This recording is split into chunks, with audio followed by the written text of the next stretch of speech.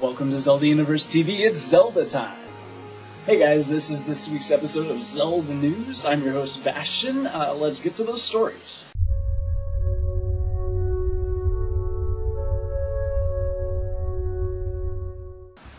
So our first story is about Nintendo Power. Every year they sort of give out awards to various categories in games and so on.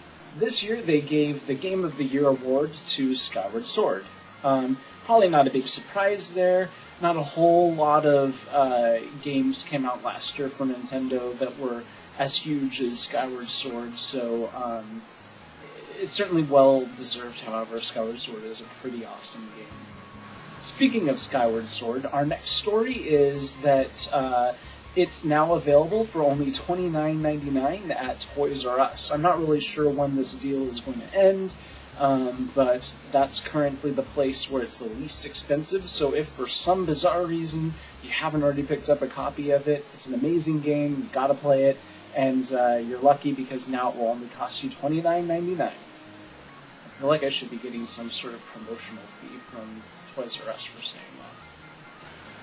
And then also concerning Skyward Sword, our next story is about the fact that somebody went ahead and recreated the mini-game in Skyward Sword called Thrill Digger, and they recreated this game for you to be able to play on your PC.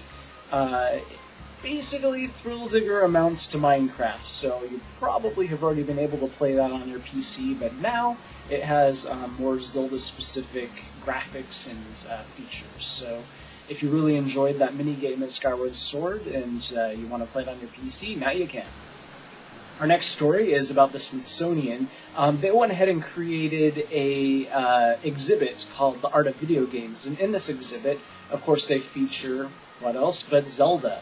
It's not just going to be at that specific building that the Smithsonian is known for. It will also be touring around eventually, so be sure to check out the story in the link below, which will tell you if that exhibit will be coming to a museum near you. And then our final story concerns Minecraft. It seems like every Zelda News episode has some sort of story about a Minecraft/Zelda crossover thing, but this one is pretty interesting.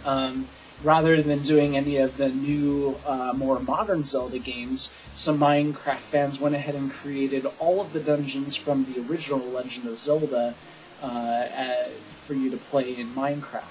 Now this is something that really interests me because I've always kind of felt like Nintendo should probably do a remake of the original Legend of Zelda, but in its new modern 3D style.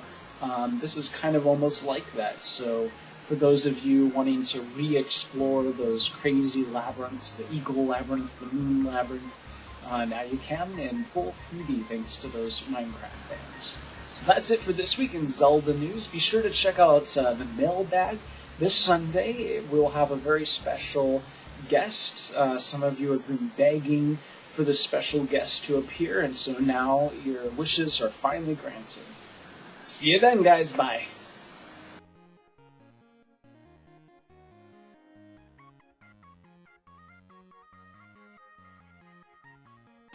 This year, they ended up giving the Game of the Year award. I think I just said award. That doesn't make sense. Speaking of style.